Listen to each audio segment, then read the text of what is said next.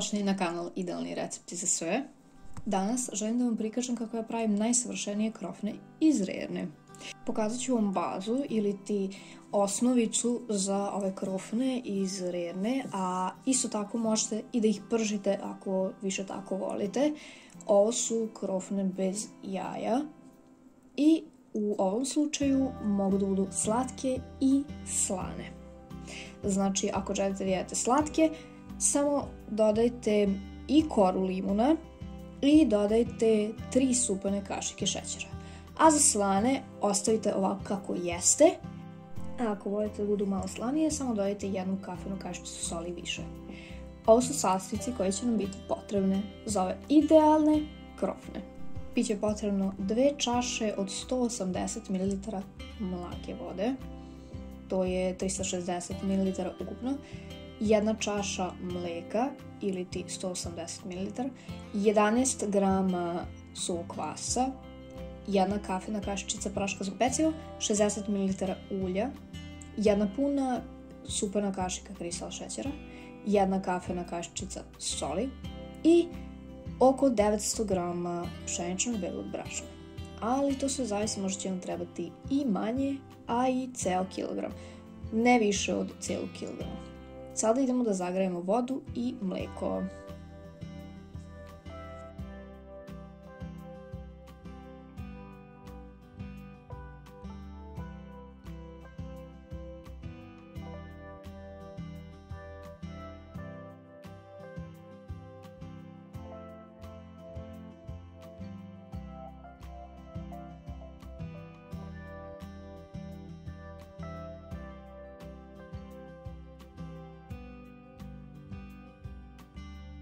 Malo brašna i sada ćemo da aktiviramo kvasac. Dobro promešati da se kvasac sjedini sa brašnom i sa šećerom. Ostavljamo ga da se aktivira 10 minuta. Dok se kvasac aktivira, idemo da zagrejemo 1 čašu mleka sa ostatkom vode koja nam je ostala.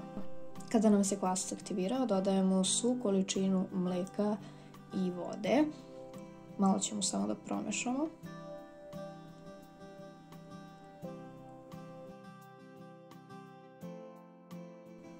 Dodajemo 2 supane kašike ceđenog limuna. Nemojte da brinete, limun se u ovom receptu zaista ne osjeća. Limun dodajemo samo zbog kiseline. Ako ne želite da koristite limun, možete da dodate 1,5 supanu kašiku sirćeta. I dodajemo 60 ml ulja i to ćemo dobro da promešamo, da se lepo sjedini.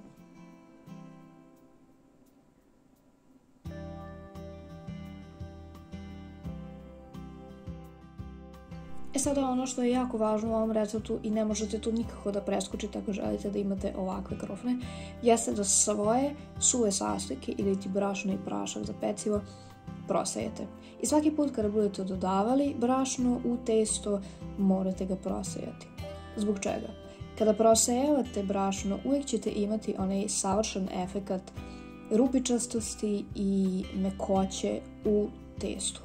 Ne kažem, imat ćete vi nekada testo iako ga ne prosejate, ali verujte mi, probajte kada ga budete prosejali. Razlika je zaista dosta velika. Sada ćemo da umesimo testo. Testo treba da bude meko i malo samolepljivo za ruke. Pokazat ću vam na što mislim.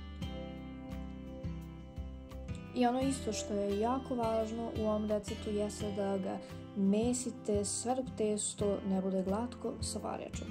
I tek onda mesimo sa rukom.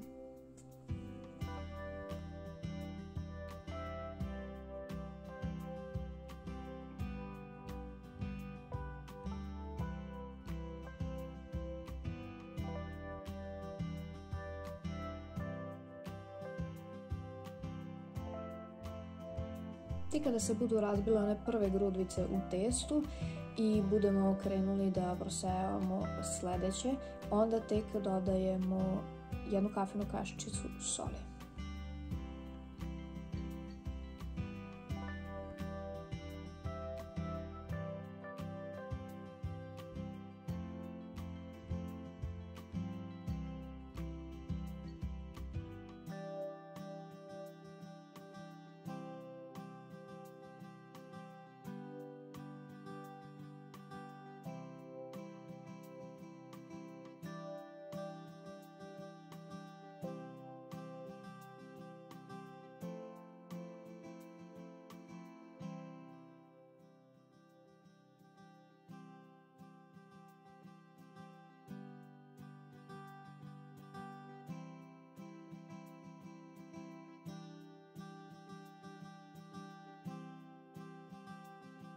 Kada testo bude krenulo lepo da se formira i postaje lakše da se mesi sa rukom, onda ga izbacujemo na radnu površinu i mesimo sve dok lepo ne dobije svoju formu i ne bude onako malo lepljivo za ruke. Ukupno sam potrošila 930 grama brašna da umesim ovo testo. Ostavila sam malo sa strane da imam posle za razvlačenje, tako da je meni ukupno otišlo bukvalno ceo kilogram brašna.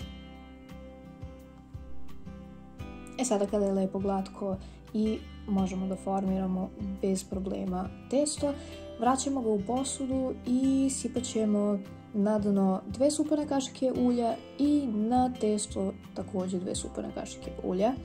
I još jednom ćemo lepo da premesimo i ostavljamo ga sat vremena da narasta na neko toplo mesto.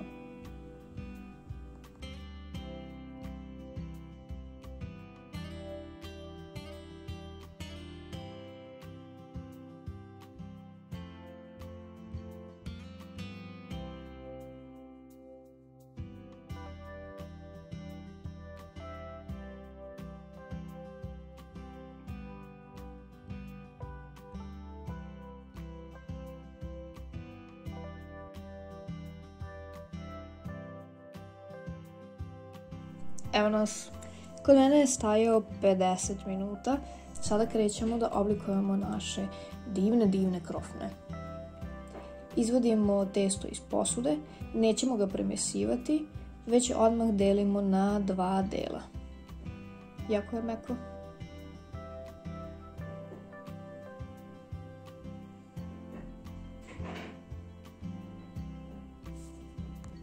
Kada smo podelili na 2 dela, jedan deo ćemo samo malo da uformamo u loptu i stavljamo ga sa strane.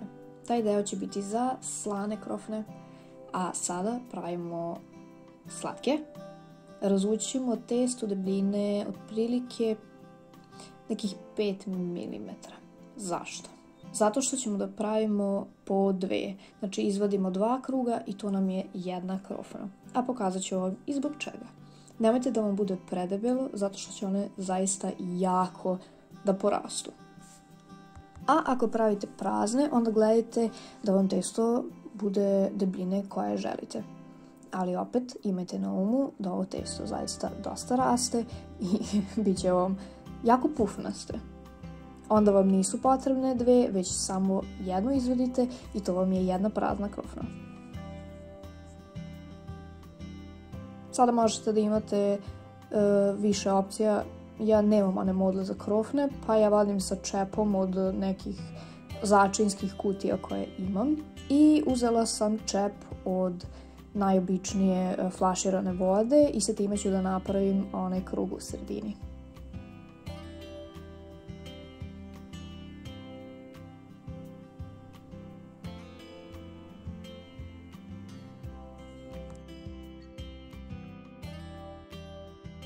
Ovo testo koje vam ostane, samo premesite i obavezno ga ostavite nekih 3-4 minuta da on stoji, da lepo ponovo omekani, da možete da razvučite bez problema. Sada napravite malo udubljenje u sredinu da bi mogli lakše da filujete. Ja bih vam preporučila da pre nego što stavljate Eurokrem, da ga malo samo omekšate. Ja to nisam uradila pa mi je bilo malo teže da ga stavim. A da se vi ne bi mučili kao ja, malo ga samo omekšajte i bit će vam mnogo lakše. Isto tako možete da ga stavite u neku kesicu ili ako imate onu kesu za šlag, samo stavite u to i naravno bit će vam 10 puta lakše da ih filujete. Sada uzmete drugi krug, isto izvadite rupicu u sredini i ovako samo preklopite. Jako dobro zatvorite stranice da vam slučajno film negde ne bi izašao. Ponoviti postupak tako sa koliko god želite da imate baš ovih američkih krofni. Ja sam pravila i ove i one naše regularne.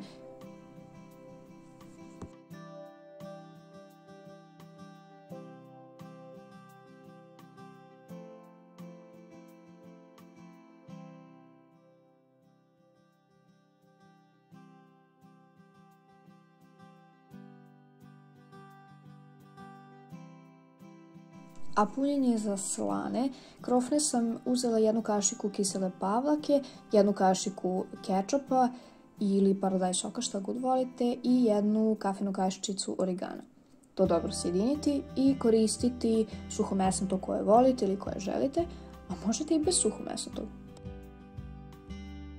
Kada god budete završili sa filovanjem ili samo oblikovanjem vaših krofni, obavezno ih stavite ispod krpe da se one ne bi sušile.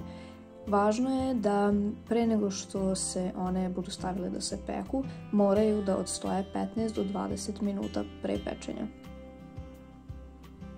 Postupak za slane krofne je identičan kao i za slatke.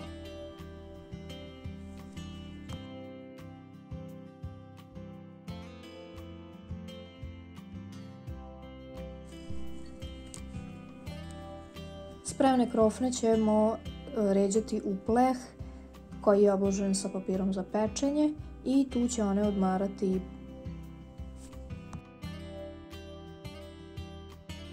Kada testo bude lepo odstojalo u plehu na sobnoj temperaturi nekih 15 do 20 minuta, zagrevamo reru na 180 stepeni i stavljamo ih da se peku otprilike nekih 25 minuta. Za ove malo deblje će trebati 30. Evo nas, krofnice su gotove. Ima dosta praznih i dosta filovanih i dosta slatkih. Te slatke deca jedva čekaju. Evo kako one izgledaju. Kada ih pečete u rerni, one zaista nisu masne ni malo, a kada ih budete pržili, onda ih morate stavljati na ubrus i ostavljati da se one malo procede i da se lepo ohlade. Nadam se da ste uživali u ovom videu i nadam se da sam vam dala još jednu savršenu ideju za ove prelepe krofne. Evo i da ih otvorimo da vidite kako izgledaju. Ovo je inače snimak od sutradan. Nadam se da ste uživali u ovom videu. Ostavite mi like ili dislike kako god da se osjećate povodom ovog videa.